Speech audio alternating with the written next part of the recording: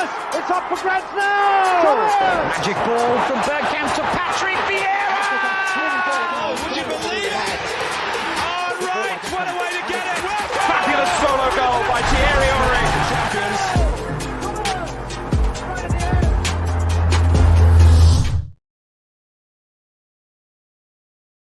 Back in, there you go. Smooth as.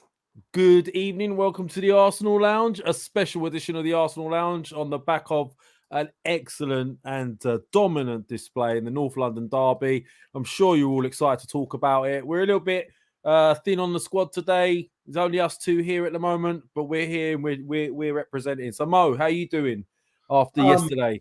Just like over the moon. You know, obviously over the moon, right? But Yep. not in the way that I thought I'd be. Like, I'm not bouncing off the walls, really, really buzzing. But I'll explain why that is for anyone that kind of watch my fan cam, they'll already know. But yeah, I was just really happy, man, and like feeling properly smug. Yeah, do you know what? It's funny you say that. I feel kind of the same.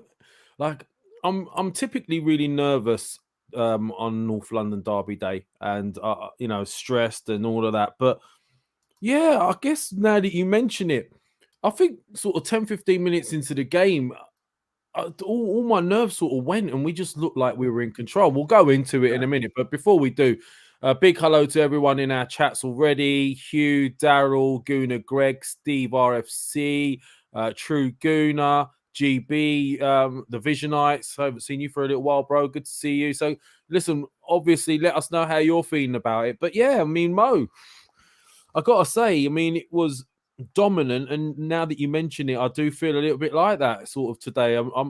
I haven't even bothered texting any of my friends that are Spurs fans.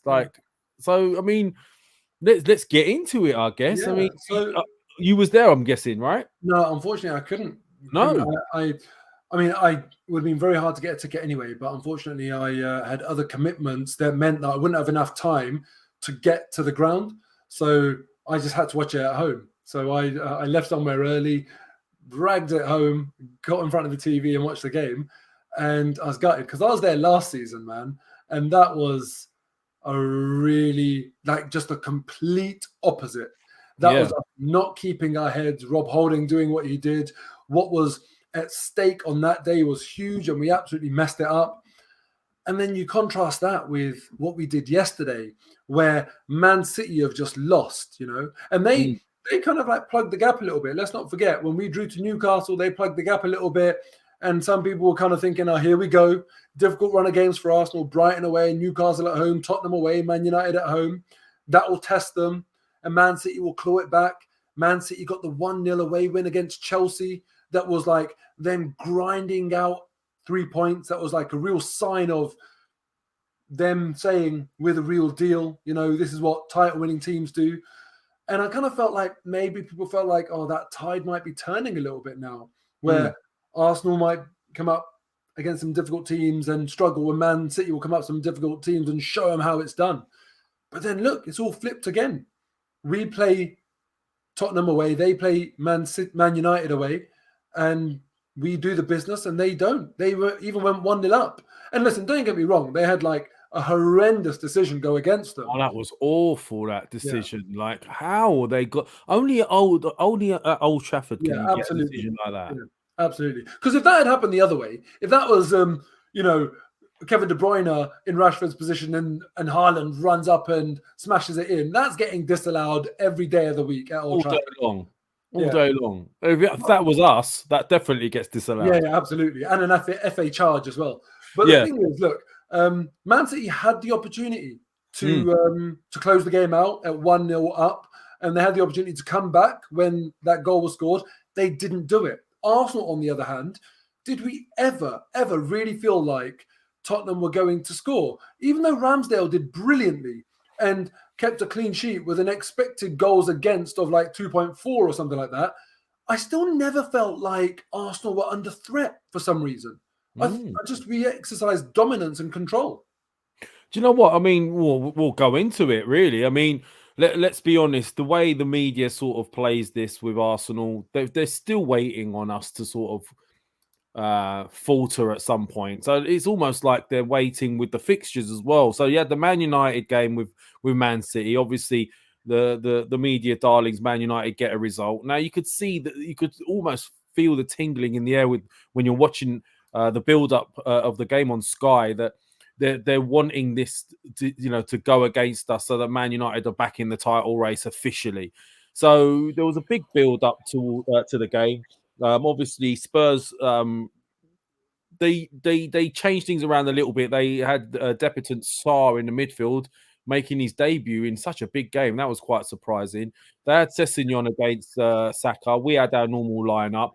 I mean, it's the way it started for me. It it was kind of really obvious that we were confident at the very beginning. So we were playing out from the back in such a calm manner in that game. Like when we first started, we were playing it out from the back, and it just felt like we were adamant and playing our own game. And we started to sort of build on this momentum. The midfield we started to win over with Partey as the game went on. Partey started to dominate. We were leaving. It looked like to me Højbjerg and Sarr did not have a clue as to what to do with that midfield, especially with the extra man with Zinchenko coming in, making that fourth man in the middle. They were really struggling with our midfield. We started to dominate. A horrendous mistake by Lloris. Yeah. I could sort of double take to sort of understand how that went in. Everyone was kind of shocked, but there was no shock in the sense of the way we dominated that first half. That is one of the most dominant first half displays I've seen in London Derby ever. Yeah, absolutely. And then Odegaard, the way he was pulling the strings, he is on top form at the moment. And that is not why Shaheen's not here, by the way, everyone in the chat. I know someone from Chelsea didn't swoop in last minute and grab him.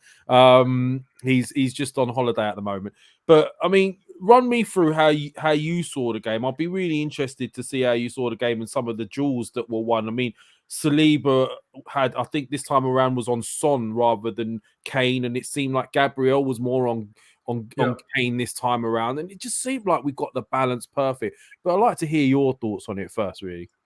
Yeah, I mean, look, I just felt like the first half was perhaps the best first half of football I've seen from Arsenal in the Premier League this season. I just thought it was utter dominance.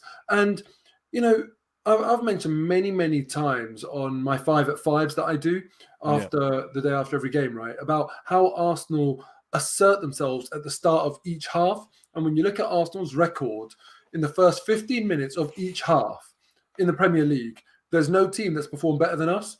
Now, we started the game so well, and then we got even better from the 15th to the 25th minute. And I just felt like we just didn't allow Tottenham to get any momentum. Now, we were playing so well. The football was so good. That first half, I was so impressed. I thought Thomas Partey, his performance, man, was so good. Odegaard, real willingness to shoot. Bukayo Saka, real variations in his game, coming short, going long. And also, it'd been like Sessegnon had been told, do not let him cut inside on his left foot. So what does Saka do? He says, all right, I'll go on my right. And it was like, you leave me all that space, I'll just put it in. He just did the simple things really well. There was nothing there. And I think like actually it's a really good lesson for like any young wingers out there. Because, you know, he didn't try and like do any fancy tricks. He wasn't kind of thinking, all right, I need to bring out my inner Ronaldinho. It was just like, all right, fine, I'll attack that space. Where you're giving me the space, that's where I'll go. That's where I'll do damage. And, you know, that's why from that first goal, when you analyze that properly, Sessegnon, his positioning, he's left a huge gap for Saka to play in that ball. And then by the time Saka says, fine, I'll take you up on your offer and plays that ball in, he's had to lunge. You can only get a deflection. And that deflection is the thing that's thrown off Lloris. And then it's gone, you know, they've scored an own goal. So I really enjoyed Saka's performance there. And Xhaka, again, you know, when was the last time anyone complained about Granit Xhaka? When was the last time he did anything stupid? And you can see Mikel Arteta was like, at the end of the game, running over to Xhaka because he knows he's still got that in it. But I actually thought that was a really good, visible piece of Arteta on Xhaka management. That for me gives me a clue of what's been going on behind the scenes. I think Arteta has been absolutely man-marking Xhaka in terms of, he knows what Xhaka can do to let himself down. And that was like, on this occasion, he had to do it in front of 60,000 people and the millions watching and grab him away. So I think that he's done a brilliant job of Granit Xhaka. That was a outward display of that. Gabriel on Kane, he didn't have it all his own way. I'm not going to say Gabriel had it all his own way, but I think he did brilliantly against Kane. He gave away 4 fouls and he won 3 fouls in the game, Gabriel. But that's what you need to do against Harry Kane. You were going to give away fouls against Harry Kane because Harry Kane's a sly little Tottenham player. And so clearly you're going to end up giving away some fouls, but Gabriel just did brilliantly against him. He really, really did well. And you're right. That's how I viewed it as well. It was Gabriel and Kane. Saliba was more on, space and Son. And I just, honestly, I just couldn't be any more complimentary. And I haven't even spoken about Aaron Ramsdale. I'd love to know the stats of in any game this season, what's the most a keeper's faced expected goals against and still managed to keep a clean sheet? Because I thought Ramsdale was fantastic, man. Absolutely brilliant. Well, it's interesting you mentioned, touching on Ramsdale first, I didn't expect to go here, but we're just going to go with the flow. But Ramsdale, a bit like Arsenal in general, I don't feel he gets the credit he deserves, because if you've looked at some of these so-called top goalies in the Premier this season, Alisson at Liverpool, you've got De Gea at Man United, Lloris, obviously yesterday as well. They've all been seen to make huge errors recently, letting in some really important goals. It was only the other day I witnessed De Gea letting the ball go through his legs like he was a drunk and it going in. And as bad, even if when Ramsdale has one of his off days, it's very rare that you see him make a big blunder. Touch wood, I don't want to jinx him yet. But yesterday, even though we were by far the best team on that pitch yesterday, Ramsdale, ironically, still makes man of the match. And Absolutely. Why is that? Because he made those pivotal saves at the moments. The one Kane just before half time, he's made that. Then he's made one against the Son one. Yeah, he made that one against Son. The one against here was me thinking it was a brilliant save against Sessegnon in the second half, but I've since seen the videos going around of Ben White screaming at Sessegnon before his shot. Have you seen that, Mo? No. Oh my god, it's like something from Playground days or where he's just about to shoot and the shithousery, he's screaming at him to put him off. But yeah, Ramsdale was brilliant. I love that. For anyone watching, right, if you play 5-a-side, do this. I do this every single time an opposition player is about to shoot. As soon as they're about to pull the trigger, or when they're thinking like, oh, next stride, I'm planting my foot to take a shot, I'm like, man on! And it's perfectly legal. You're allowed to do it. And they think they've got time, if they know they've beaten the line, and then they panic. And it's brilliant. And I love seeing it. I love seeing that at the top level. I think that's so funny that Ben White is still doing all of that stuff because it worked. It was brilliant. And it just shows that, the team is so desperate to win that we're willing to just go as far as we need to win within reason. But what stood out for me is more so how much this team has progressed from last season. It wasn't that long ago we went to White Hart Lane last season needing a result and flopped. This team have gone over there, and not only have they won, but they enforced their game onto Tottenham, and they played the way they were going to play. There's a great bit of footage, a picture I've seen from the dressing room with Gabriel. I don't know if you've seen that either. I think I actually clicked it. Let's have a look. Where there's a picture of them in the dressing room. Here it is. And you can see in the top behind Gabriel, it says identity. And that word is full with the players in that. And it's basically, that was what we did yesterday. We enforced our own identity to that game. And we were saying, this is the way we're going to play. We're not going to let Spurs rattle us. I love the tactical changes that Arteta made yesterday. I think Saliba was really smart in nullifying Son in the space where he likes to thrive. I love the way that you're right. he didn't win all of it, but he did. Gabriel, what he did yesterday is he put Kane off his game, because Kane, as he's got older, he comes a little bit deeper, doesn't he, to influence the game, hold the ball up, draw a foul, play the others in, maybe play Son in behind, and wherever Kane went, Gabriel was there. But then Odegaard, the way he was orchestrating things and the passes he was picking, that the shot from Partey yesterday, that volley, if that had gone in, my goodness. Would have been one of the best all-time North London derby goals. Now we would have had to change our intro if that goal had gone in. Yeah, man, absolutely. Seriously, because that was a ridiculous strike. But just the way in general we dominated the play. And then second half, it was almost a tale of two halves, because first half we dominated. Second half, we had to really dig in. And that was my concern second half is, you've got that PTSD as a fan. What if Spurs get that early goal? And then we're going to be... We really dug in, and it was like we were defending for our lives. It was like we were really...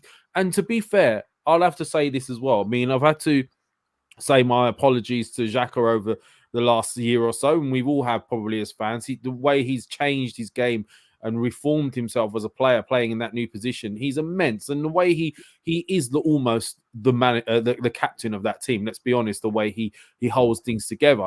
But then you got Eddie, who I've been really critical of Eddie. And don't get me wrong, I still have my doubts in front of goal at the moment. He had a couple of chances. He probably would admit himself he should have scored.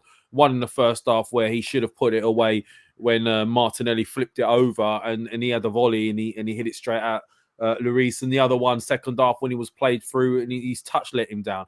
But that aside, the way he led the line, he has definitely come on leaps and bounds as a hold-up player. His physicality is improved. I've seen pictures of him from being a skinny young lad to he's really piled on some muscle as well. So, I mean, you've got to give Eddie some credit as well, surely.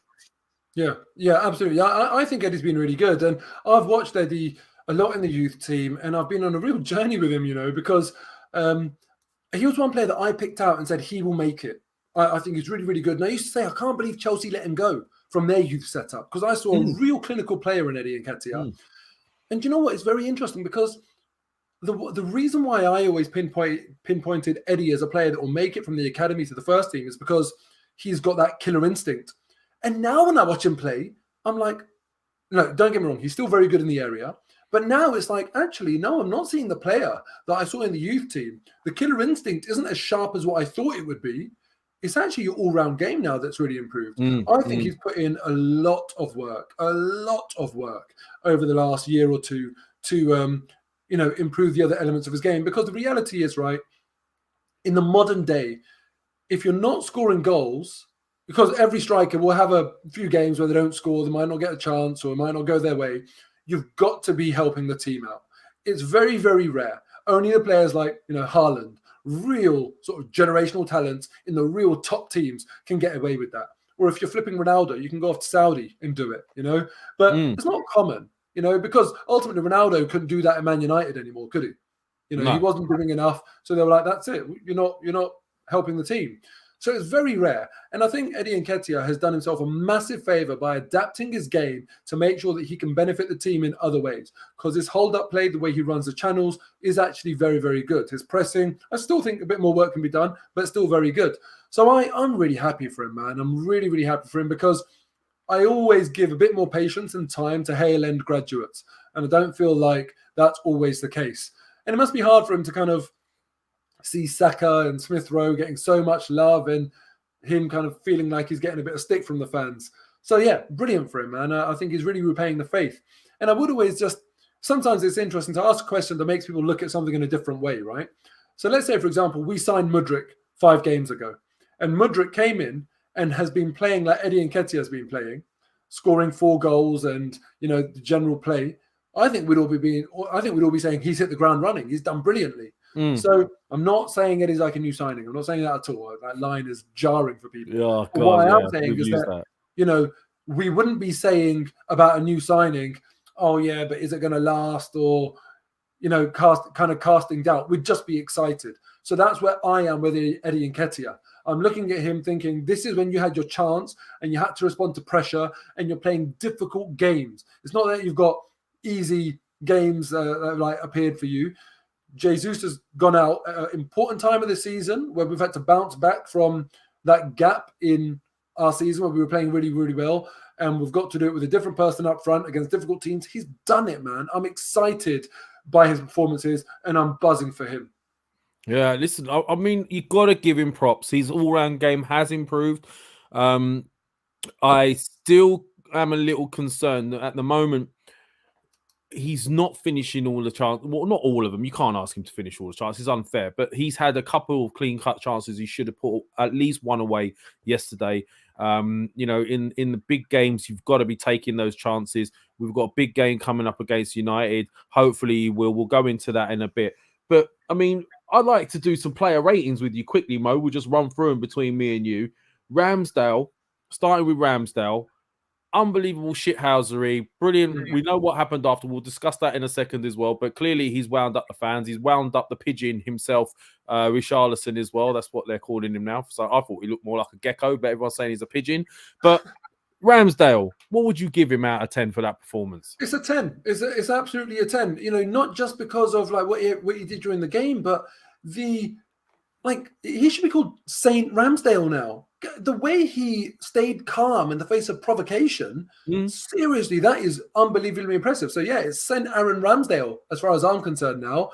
He did really, really well not to, do something silly with Richarlison, who was massively antagonizing him, and just staying calm, just saying, mate, I'm going to go get my bottle. Mate, I'm just going to go get my gloves and just relaxing, which is brilliant because you can imagine how much it would have kicked off if he had done something. And listen, if he had put his head into Richarlison or something like that, I'm sure Richarlison would have gone down like a pile of bricks, and the fans right there would have been really animated. He did really, really well to handle that situation. So 10 from me.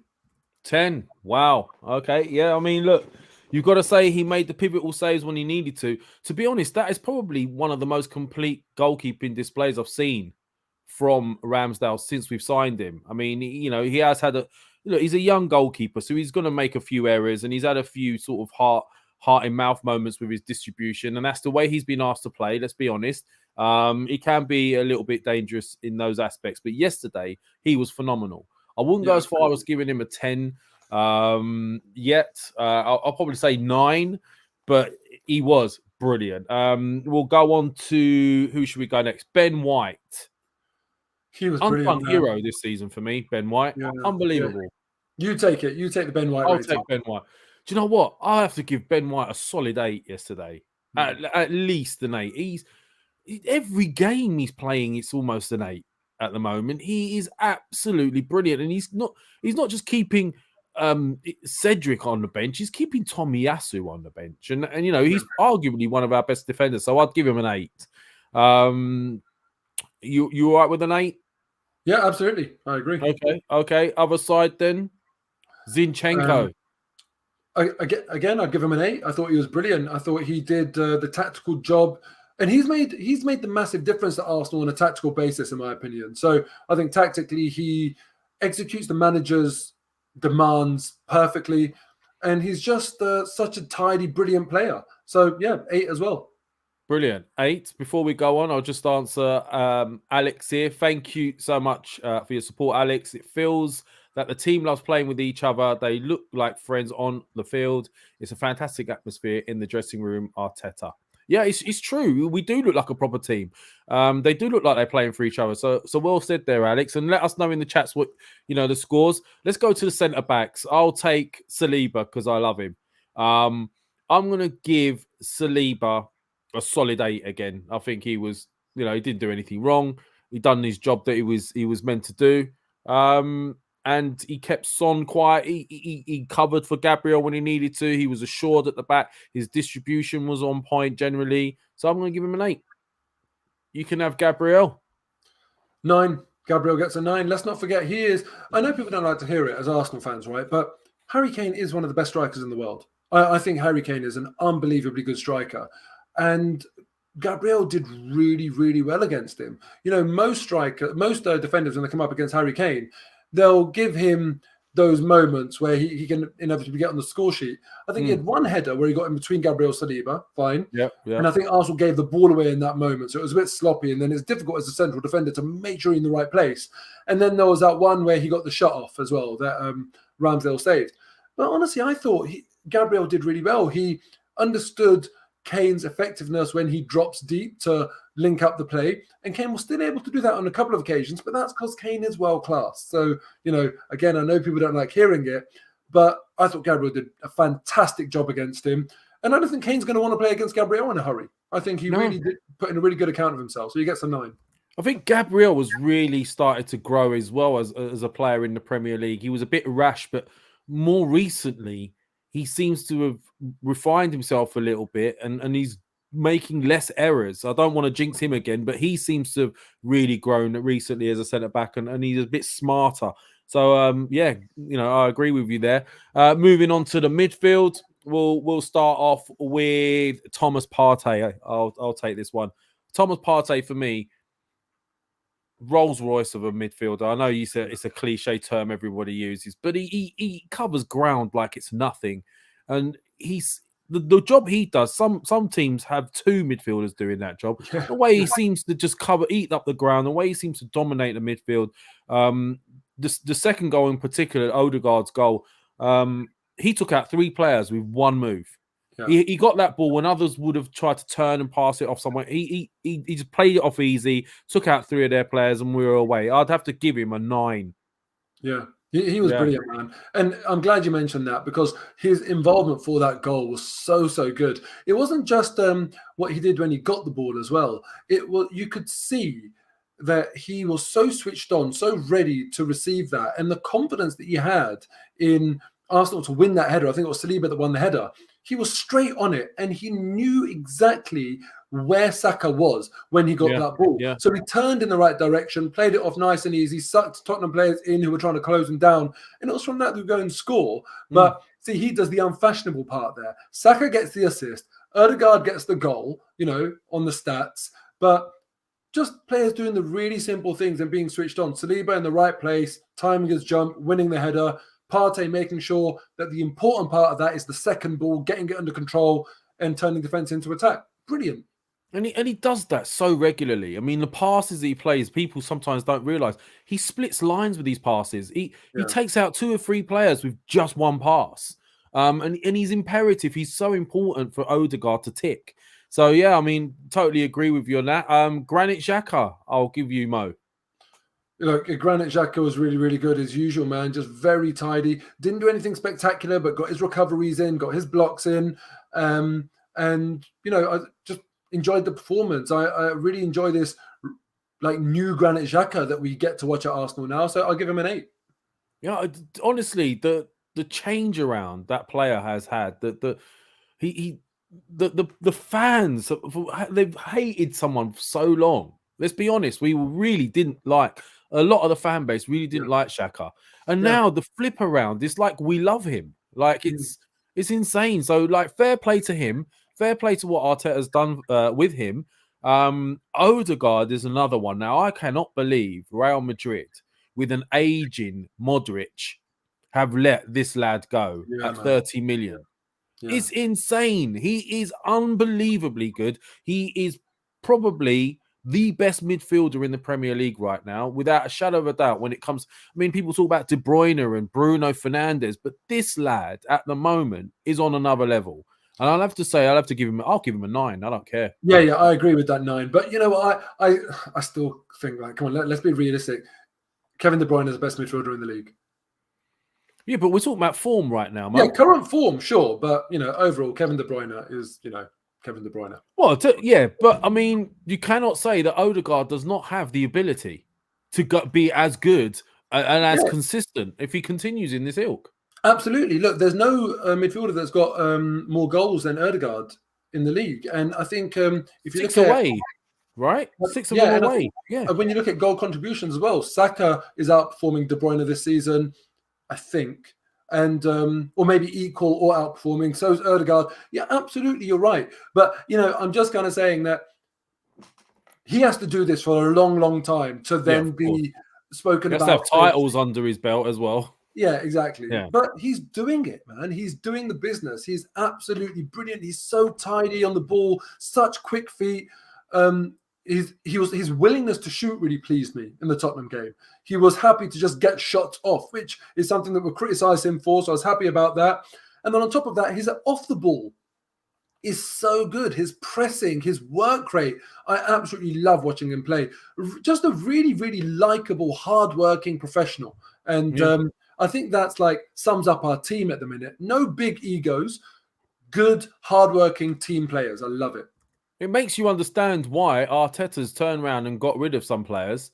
If you don't respect me, if you don't want to do things my way, you're out the door. And Yeah, absolutely. Yeah. fair play to the board, they've backed him, and it's starting to pay precedent. You can't, you can't take that away from him. Then you got obviously the front three, right? So you got I'll go with Saka first. I think Saka was a thorn in Sessegnon's side all game. He didn't know how to handle him. Sessegnon didn't know whether to stop him cutting inside, letting him go outside, as you mentioned earlier on, and the ease of which Saka could go either side is a problem for a fullback, because if you're going to stop him cutting inside, then he's going to go around the outside. If you can't stop him either way, then he's going to be a real problem. And this is a young kid who was voted in the final 11 of the World Cup.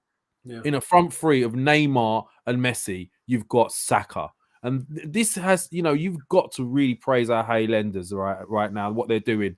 I'll have to give Saka, I'll give him an 8. I have seen him have better games, but I will give him an 8. Yeah. Yeah. Who do you want to take out the next two? Do you want to take Eddie, or do you want to take Martinelli? I'll take Eddie. Go on then. Yeah, because I think the Martinelli one is actually a bit tough, but I will take Eddie, and I'll say 7. I thought he played really, really well, but as a striker, you do need to score, right? And he had 2 really good chances that he did well on. I don't put loads of blame on him for not scoring them, but he had 2 really good chances, and Lloris pulled off the saves. So just for that, I'd say 7, but brilliant. Really happy with him. Yeah, no, fair enough. And Martinelli, I will have to say, he hasn't been at his best since returning from the World Cup. I will be honest with you. But even when he's not at his best, he still does all the basics that's expected of him, all the hard work off the ball that's expected of him, all the tracking back, all the pressing, and even when he's not on form, he's a problem, and he still did cause Doherty problems. We've got to accept that. And I'll have to probably give him an extra point for throwing the scarf onto Spider Cam, because that is ultimate shithousery. And for those who haven't seen it, here it is. He was throwing the scarf, and it landed. He planted the scarf on Spider Cam, which ran around the ground with the Arsenal flag at White Hart Lane Stadium. So there you go. So I'll have to probably give him an extra point for that. But his general all-round play, I would have given a 7. But Spider Cam might give him an 8. There you go. Yeah, and that's the thing. It's unfortunate because I feel like I didn't maybe take the opportunities to praise Martinelli enough this season when he's done such amazing work. And since the return of the World Cup, he hasn't been at the level he was before. But he's, in saying that, he's still doing well. He's still doing absolutely fine and helping the team out. It's not that he's playing badly. It's just that, he was so good before. But in a way, I know it sounds a bit counterintuitive, right? But if all of your players are playing brilliantly all at the same time, you think to yourself oh God, what happens when one of them tails off? We're having that question answered now.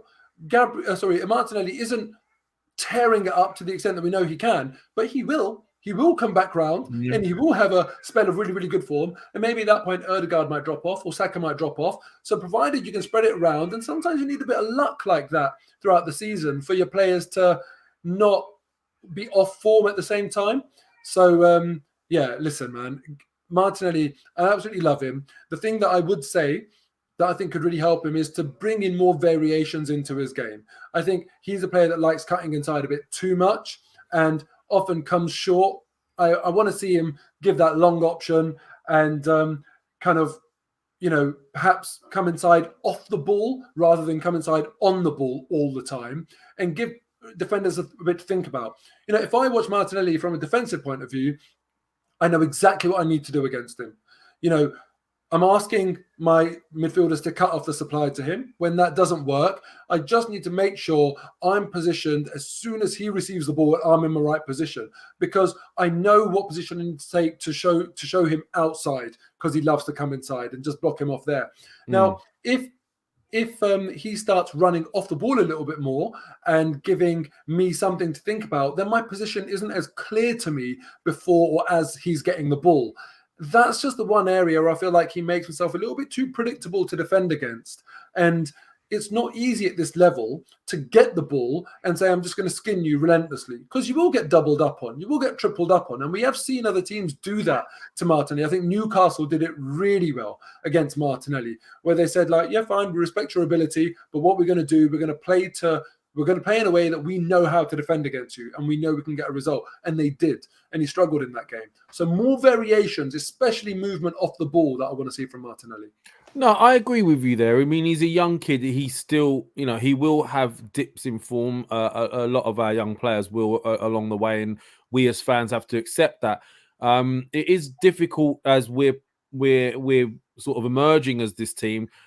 Teams are starting to be a bit more wary and sitting back more to try and counter that threat of our wide players getting in behind them. However, what you will get with Martinelli, even when he's not playing well, is that counter threat because of his pace, which we can't really sort of overlook too much, because the two wide players are key to the way we play. And I think the way Zinchenko plays as well, the way he comes in, it's such. Do you know what? I was thinking about this the other day, Mo. Like, obviously, with Pep's tactics over the years, it's been hugely successful.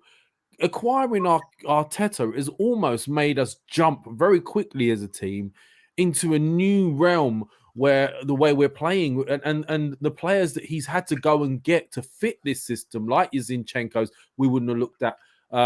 We were in for Martinez, weren't we? And last minute, we were outbid. We didn't want to go over the odds with the money, and we went for Zinchenko.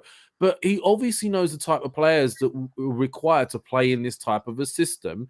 And it's one that's perfected over the years, and it seems to sort of really worked at Arsenal, and it's causing other teams all sorts of problems, especially from a tactical perspective. But I mean, there are a couple of things we need to discuss. Obviously, that did happen at the end of the game as well, because obviously there was, tempers were frayed. Some of our players were celebrating hard. I think Ramsdale was getting it all game from the fans behind him. And, this is something that Ramsdale's now known for, going away, fans giving him a bit of stick. And generally, fans seem to accept it, and they like it. It's a bit of to and fro. It's a bit of sort of pantomime, villain kind of thing. But yesterday, after that game, Richarlison, who had already refused to shake, which was a bit weird for me, Martinelli asking to shake Richarlison's hand while he's about to take a corner. What did he want Richarlison to do? I guess in front of his own Spurs fans. But he'd already been riled with that Martinelli scenario. Then he's obviously seen Ramsdale giving it a bit back to the Spurs fans. He's gone over to Ramsdale. He's pushed him. He's put his hand in his face. Which then obviously a fan has come from the crowd and kicked Ramsdale in the back as he's picking up his bottle. Now, I'd like to hear your thoughts on what you think would happen to us as a team, and obviously on what happened there as well, because we've already had a problem with an FA charge just for surrounding a referee, apparently, which I have seen. Yeah, I've seen happen several times since, and worse things happen. Nothing's come of it yet. What's your sort of thoughts on what happened yesterday, and what do you think should happen? Well, look, the not that it makes a difference, right? But I think like what makes it even worse is that the fan, in his case, he's actually put the scarf over his face.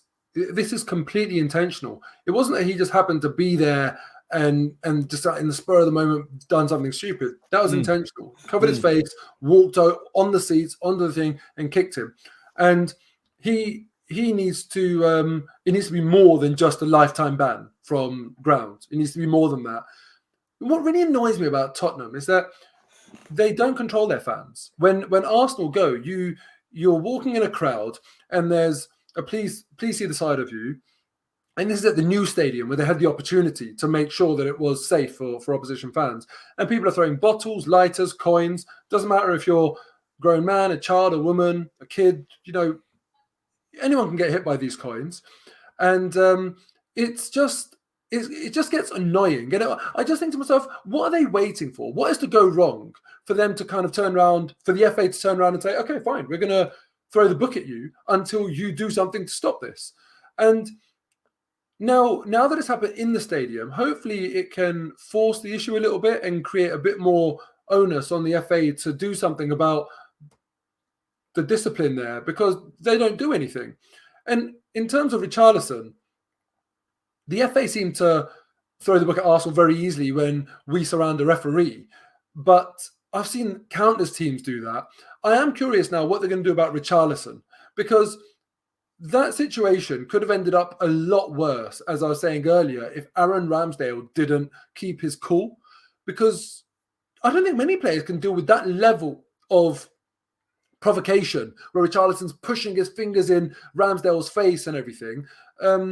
You shouldn't be put in that situation where if you react, then all hell can break loose. If one fan came and did what he did to Ramsdale when Ramsdale didn't even respond to Richarlison, can you imagine what would have happened if Richarlison had been punched by Ramsdale or something crazy like that? So that you have to look at what's causing this, what the root cause is.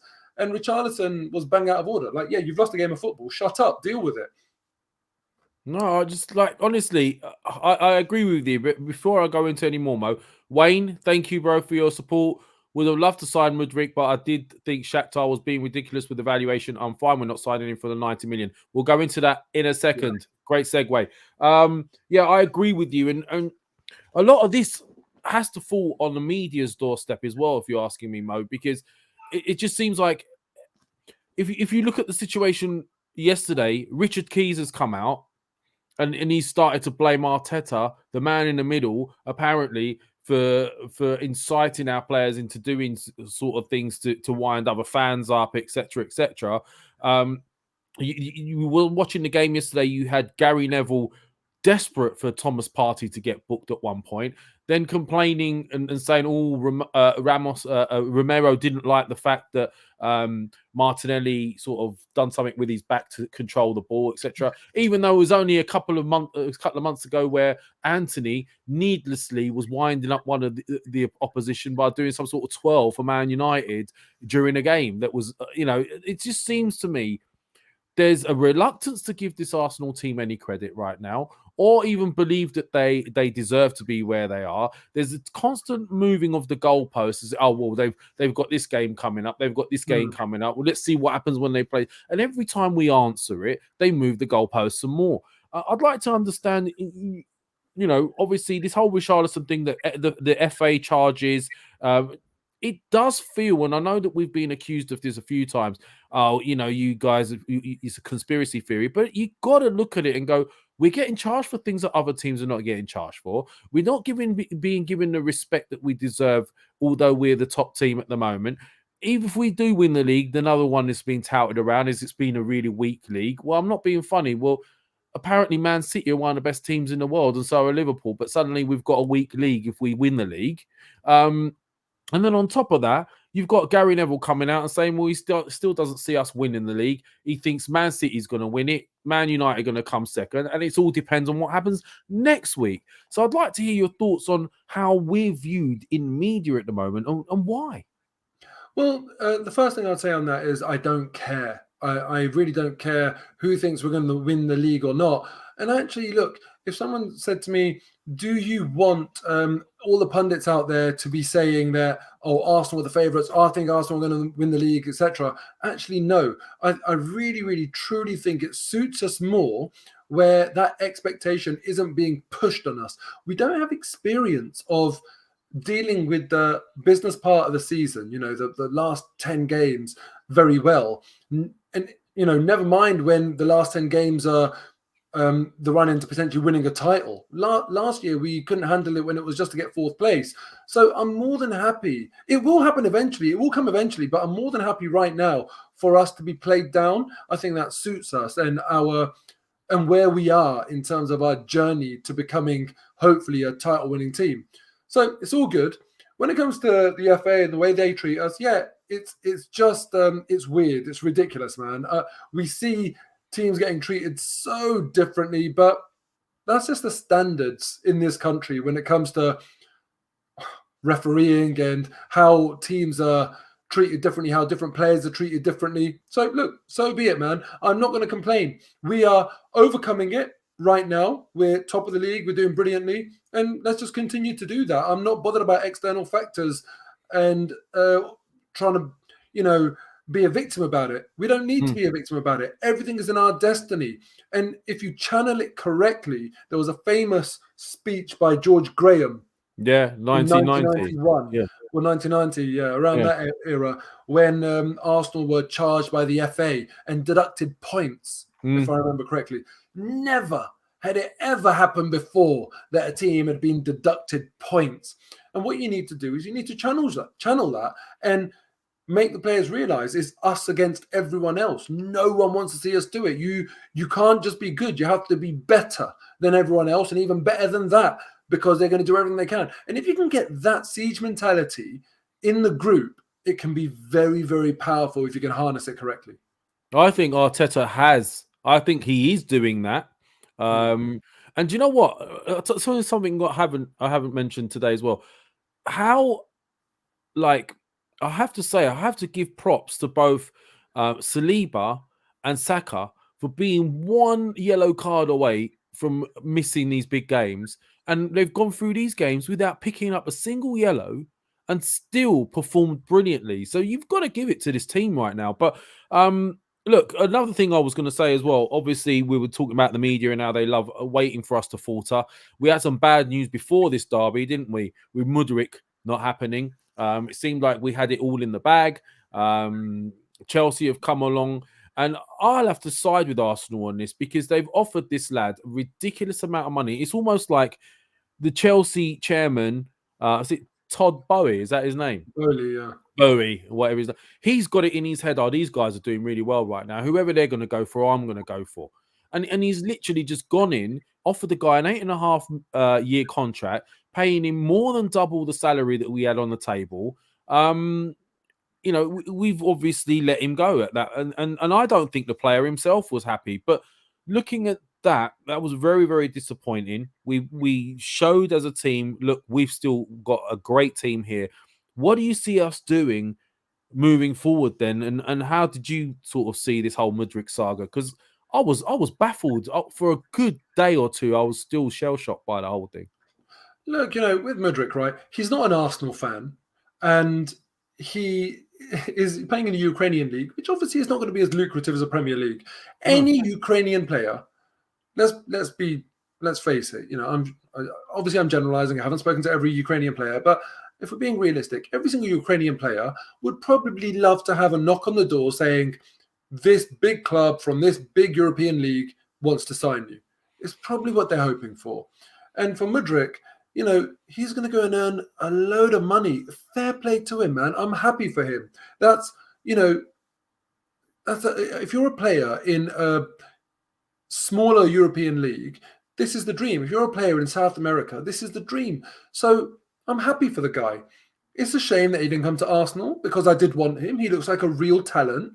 But Arsenal can only plan based on sort of our internal factors. We can't all of a sudden say Chelsea are going to offer this, so now we have to match it, because now you're at the mercy of someone else's budget. That doesn't, you can't operate like that. You can't do business like that. So it disappointed me to see the meltdown from the Mudryk situation, because I think Vinay, Edu, Richard Garlick, Mikel Arteta deserve a bit of respect, because what they have done, we're enjoying that and singing the praises of this team that they have put together. So you can't, on one hand, jump on the bandwagon of Arsenal are great and then all of a sudden be like, oh, these clowns didn't sign Mudryk. It's because of them. Partly because of them. We're so great. So let's give them some respect. They've obviously done a decent enough job so far. When Arsenal signed Aaron Ramsdale, I thought he was going to be our number 2 keeper. So I was criticising the money that we spent on him. They obviously knew something we didn't, right? They knew he was going to be number 1. They knew that they would let Leno go in the style of play, etc. And we form our opinions based on what we know. So at the time, that's what I did. I was wrong. Time has told me that I'm wrong. We've just sat here praising Aaron Ramsdale. So can we give them a bit of slack now? And what more evidence do you need that they deserve that than to be 8 points clear at the top of the league? It's the first time in almost 10 years. So, or maybe more than 10 years. I think maybe since 2004, actually. So since maybe the last time we won the league. Look, Mudryk, it is a bit annoying. It is a bit gutting. But the fact that, Chelsea have offered him such a long contract, that's because they have to spread the cost out over that many years to remain FFP compliant, because the way it works is you divide the wages and transfer fee across the length of contract. So, they're having to pull out all the stops to do that. I don't want Arsenal to go and do business in kind of like that, in that way where it's out of desperation. So now we know we've got 60 odd million to spend. If we go and get Zaha and Tielemans, I'm not going to be complaining. It's all about how Arsenal react now. And we need to stop having the meltdown, because people get so obsessed with transfers. It's not transfers that matters. It's titles, it's points, it's goals. And we can get another player that can give us the goals that transfer into points, that transfer into titles. But I'm happy, irrespective, as an Arsenal fan right now, because look at what we're doing. That's the important thing. So focus on that, not on another team throwing money at a player in a stupid way.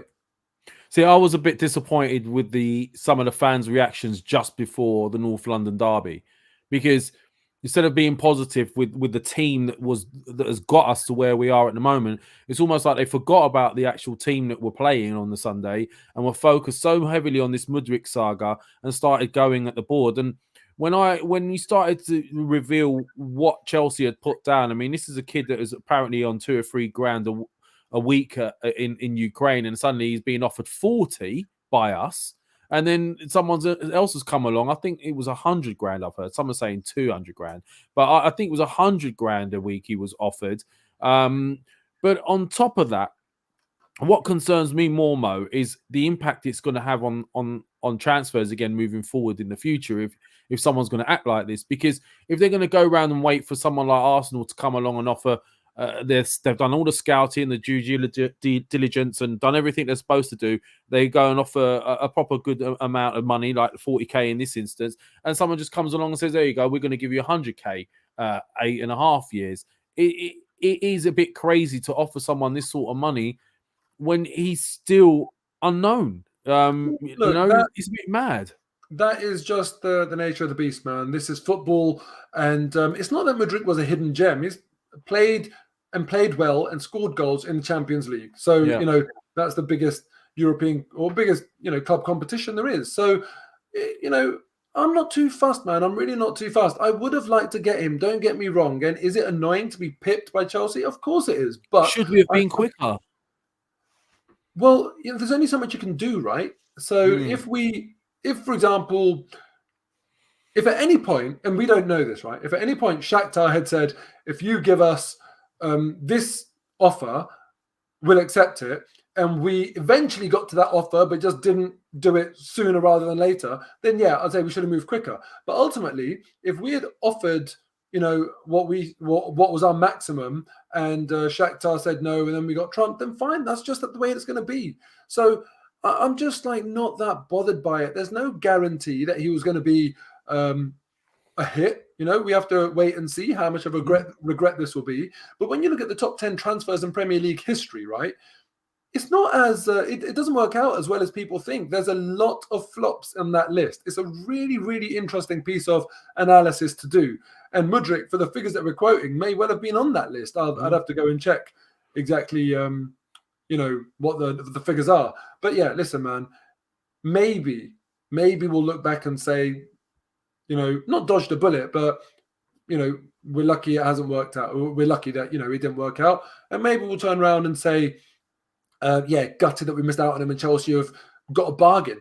Who the hell knows? All we do know is we are top of the league, 8 points clear. We've just beaten Tottenham for the first time in 8 years, kept a clean sheet. We've got the best away record in the league. We're smashing it, man. So No, I agree. I don't have the energy. I don't have bad vibes to direct at the club right now when things are going this well. And I'm surprised anyone else does. No, I agree with you. And there's a lot of defining factors as well. Maybe Mudryk would have been the type of player we were expecting him to be had he got the coaching maybe with Arteta and played in a system that Arteta foresaw him playing in a particular position. It could be that him going to Graham Potter's Chelsea, which is a bit uncertain, has an adverse effect on his development. You just don't know. So we need to move forward. But, I mean, very quickly, who else can we see? That you said the right name for me, because for me, I think we've got to move fast right now, and it's got to be a short-term fix rather than someone long-term that's unknown at the moment. And Zaha, for me, is a name that has come up quite a few times, and I think he would have an impact for Arsenal in the latter stages of this season. And I've actually been watching him, and I think he's still playing really well. I'd have him over Trossard, which is another name that's been mentioned. Moussa Diaby is one that's been mentioned from Leverkusen, but he's an unknown entity at the moment. He's starting to develop, but he's got a couple of years on a contract, so he would be quite expensive. I don't know. I mean, some people want Zaha, some people don't. I mean, I personally would go for Zaha and another midfielder. You're saying someone like Tielemans. Look, I would. My worry is that if we do get an injury in that central midfield position, then it's a bit of a scary thought, because Partey and Xhaka, my God, they're so good. And we do see a drop-off when one of them aren't in the team. On the other hand, looking at the forward line, Zaha, as far as I'm concerned, look, he's Premier League proven. He's got an element of motivation that not many others will have with his failed Man United stint. This is his last chance at 29, I think he is. It's his last chance to make his mark in the Champions League. Well, obviously, seems like Arsenal are going to qualify for the Champions League, and to prove that he can cut it in the big time. I think he'll be very motivated. Attitude-wise, that's something that we don't see, but I feel like I don't see any problems with his attitude now. No. I think there was a question before, but I think he seems fine. The Trossard one confuses me, actually, because I never would have seen any attitude problem with him, but that's why he's been dropped right now. So that concerns me. We don't want any troublemakers. The only thing with Zaha is that he doesn't fit the profile of our transfers, being 29. But when we've got a title to win, and he's a Premier League proven player with, a load of goals in the Premier League, and, coming to the end of his contract at Palace, I think it could be a really, really sensible signing. So I would be happy. I'd take Zaha. If anyone can come up with any other players that they've got in their mind, please let us know. Yeah, let us know. But I can't think of many that would be more. No player's a guarantee, but I can't think of many players that I'd be more confident in than Zaha, given his Premier League experience. Mitoma's a name that keeps coming up on people because he has been pretty impressive these last few months. But again, who knows? But it would be interesting. Keep an eye out for the transfers. I mean, we've got a couple of weeks left. We've got to do some business, in my opinion.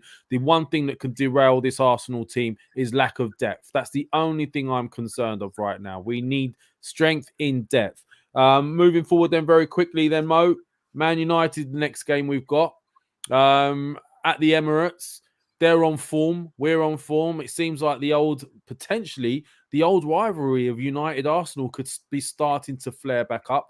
How do you see the way United are playing at the moment? Do you fear them?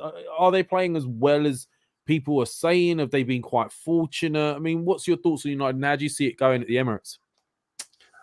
Look, they have been fortunate, but Man United have been fortunate for the last flipping 30 years. That's just Man United, So they are playing well. They really are. Eric Ten Hag, he is a good manager, man. And he was a manager that I would have been happy with if Arsenal had got. And I think he's just proving that. Now that they've got rid of, the crybaby on the bench, they look like a proper team that respects the manager, that gets behind the manager. Rashford is on fire. Bruno Fernandes had a really good World Cup and seems to be carrying that form into the league as well. They are playing really, really well. Lisandro Martinez doesn't even start. Casemiro playing really well. I think that the game could hinge on which of those two players, Thomas Partey or Casemiro, has an amazing performance, because they are the two best central defensive midfield players in the league so far this season, and there's conversation starting already in terms of which one deserves to be in sort of team of the year. But how can you bet against Arsenal? We haven't lost a game at home all season. Our worst result was 0-0 at home to Newcastle. As well as Man United are doing, I have to be confident with Arsenal, and I think that we can get a result. So it will be an interesting game, man. It will be tough. How do you see it going? Well, you see, I think our wingers they're gonna struggle. Their fullbacks are gonna struggle with our wingers. I really do. I know Casemiro is a quality DM, but I think they're gonna struggle. I personally see Partey dominating the midfield. I really do. I think Casemiro is good. I just think Partey's got a little bit of a physical edge on him in the Premier League. And also the way that we play. It'll be interesting to see how United counter the way Zinchenko drops into midfield and makes an extra man, and how they line up, because that's going to make the difference, I think. If they leave Odegaard in those pockets where he's used to operating, I think that Arsenal will get on top of them. It wouldn't surprise me. It might be a draw. United could probably say to themselves, well, let me ask you this, let me throw it back at you. Do you think United will come to try and get 3 points to get themselves back in the title race? Or do you think United would be happy with getting a draw like Newcastle were? I think they would be happy with getting a draw, personally. You think so? I really do, yeah. Because, look, you look at a team, and Man United will think, took 3 points off them at our place, get 1 point away. It's a good return from Arsenal. Arsenal got to play Man City twice. So that lead will... Do I think we're going to get 6 points when we play Man City? And they get nothing? Probably not. I think Man City and Man United will both be thinking, yep, Arsenal will drop points this season. When Europa League kickstarts again, that's another factor as well. So I don't think Man United will want to let that lead that we've got get too far. And I think they'll take a point. I think when you look at the way Arsenal have been playing, when you look at our home record, we have respect in the league now. I personally think Arsenal are going to try and win this game. Yeah, I think they're going to go all out. They want revenge. They're the only team. I mean, listening to Saliba talking in an interview recently, it's the only team that Arsenal have lost to.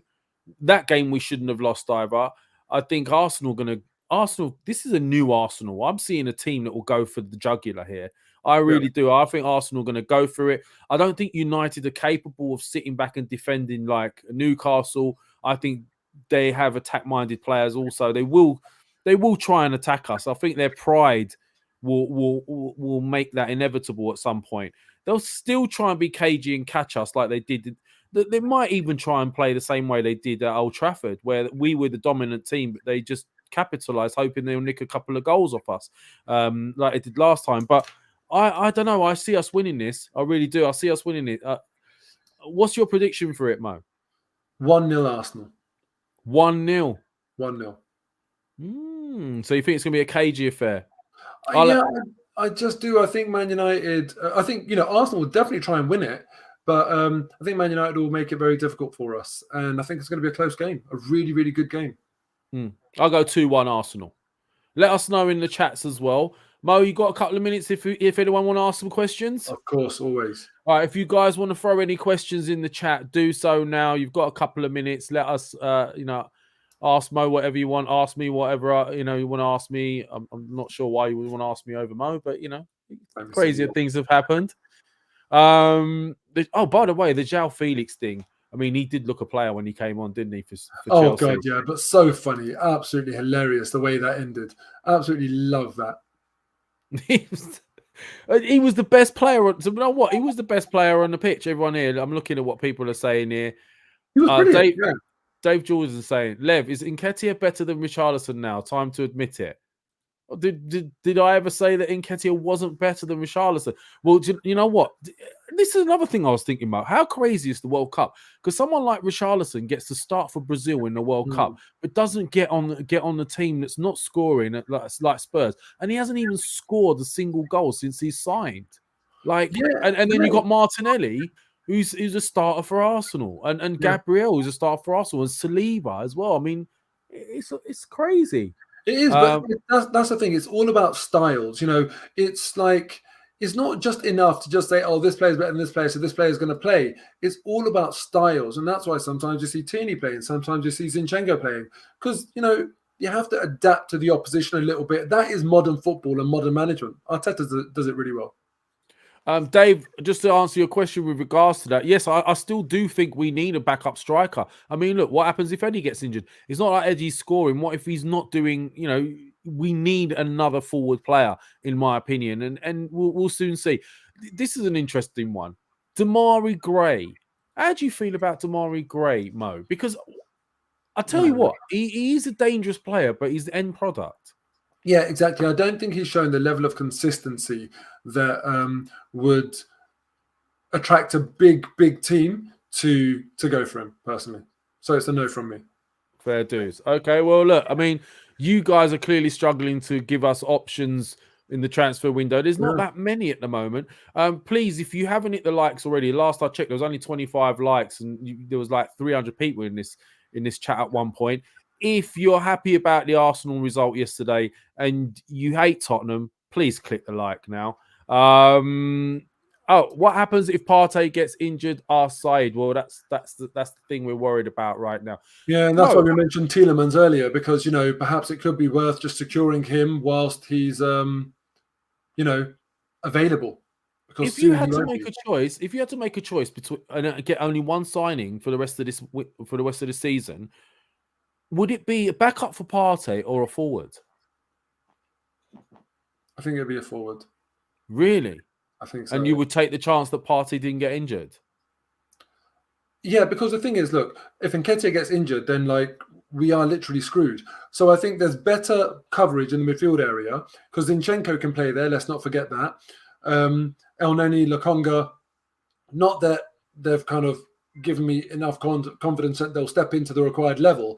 But if Nketiah gets injured, I'm like, crap, we need to recall Balogun. Recall Balogun. Yeah, that's the best option. It's it's just too much of a risk. So I would go for the forward line there. And then also on the forward line, they can play in other Martinelli. areas. We can play Martinelli on the 9, can we? Yeah. I don't know. It's a strange one. It's a difficult one for me because I am very aware. With Emile Smith Rowe coming back, you've almost got another winger there, or another 10, or sometimes he can even play an 8. You have got the option to play Martinelli in the 9. I think the worst thing that could happen, and I don't want to put it out there, is that Partey gets injured. So I'm torn with that one. The thing is as well, though, with Jesus, I don't want to be in a position where we have to rush him back, and because I don't want to risk more chance of injury when a player is vulnerable and they've just returned. So I'd rather we go and get someone. We're going to need that, especially next season in the Champions League, hopefully, and with a team like Arsenal now. If we can keep this up, we're going to go far in competitions, and for that reason, we need a stronger squad. No, well, hopefully we'll address both. I mean, someone's put something in here that surprised me. Danilo. I'm surprised we didn't go for Danilo at 20 million, who's going to Forest, because he could have made some sort of a backup. But then the question is he any better than what we have on the bench at the moment? I guess I'm not sure. That's something that needs to be answered. But look, I'm looking forward to ESR coming back. I think people have really been sleeping on him. I think if he could stay fit, he's going to surprise a few people. He'll be up there just as pivotal as the likes of Martinelli and Saka. So let's see what happens. But look, we've got Man United playing Palace first, aren't they? Away, Is that right? Yep, exactly. So let's hope they drop a couple of points or even 3 points in that game. And then Man City are playing Tottenham at home. So some big games before we face off against Man United. It's in our favour that they're playing before us as well, because we can know how to approach the game, couldn't we, Mo? Well, I think we just want to win, right? But I always worry It's second time it's happened now, and Arsenal responded brilliantly. So Man City drop points, and then we have a big game. The first time it was against Brighton, when I think Brentford was it Brentford? No, it was someone else. But we played Brighton after Man City dropped points, and it was a case of, all right, how do you respond to that pressure? We did brilliantly. And now again at Tottenham, Man City have dropped points. How do you respond to that pressure? All eyes on Arsenal to bottle it, and we do a really good job. So. Yeah, I feel like that's just not going to change how we approach the game. We're just going to go there and try and get the 3 points. I think as a young team, that early heartache as a squad has really galvanized this team. They're a lot stronger as a team. What happened last season has really put them in good stead here. And you're right. So far, I've been waiting for Arsenal as a fan that's used to seeing Arsenal teams of old having to go and get a result and flopping. And this team are not doing that. So long may it continue. We've been going at this for an hour and 10 minutes. Please, you guys in the chats, hit the likes if you haven't already. Keep your notifications on. There's other shows that will be coming up this week, and there's some new ones coming up soon as well. Mo, is there anything you want to add before we go? No, just check out my match reaction. A very, very happy, passionate one. And check that out on my channel if you haven't already. Subscribe, all of that stuff. And yeah, listen, man, just can't wait for the next game to come round. These days, it's just, every single game when it comes around, I'm positive, I'm excited, I'm impatient in between games. I've longed for it to feel like this for a long, long time, and loving every minute. Yeah, I'm the same, and so is my son. He's loving it too. Very quickly, someone's asked a valid question. Do you devalue the Europa League now we're in this position because of our thin squad that we have? Do we play a lesser squad team in Europa and focus on the league? Or what do we do here? Good question. I think if you've got a real title running and you feel like there's like conflicting priorities, then yes, you just have to do it. Let's say, for example, you've got. Well, I know we've already played Forest at home, right? But if you've got Forest at home on the weekend, you've got Europa League game, then you can maybe try and manage it a little bit. But if you've got a tough away game, if you've got Liverpool away and you've got a Europa League game before it, I'm prioritising the Premier League. But we have to go on all fronts. We have to say, let's try and win both. That's just what you have to do. I'm never going to accept Arsenal kind of saying, oh, no, we can't do both. Get in the transfer market, make your squad robust enough. Perfect. Well, there you go. So listen, it's been enjoyable talking about this. Again, another podcast where we're talking about a great performance from the day before. We will be back to full strength hopefully next week. Tom will be back. Shaheen will hopefully be back as well. So keep an eye out for up-and-coming shows. That's it, guys. I mean, thank you for joining us. Let's keep an eye on the window. Let's hope we strengthen before the next big games come up, and let's keep that title charge going, Arsenal. And to those Spurs fans who haven't even bothered texting, North London will always be red. And that's the end of that. So peace out. This has been the Arsenal Lounge. We're out of here.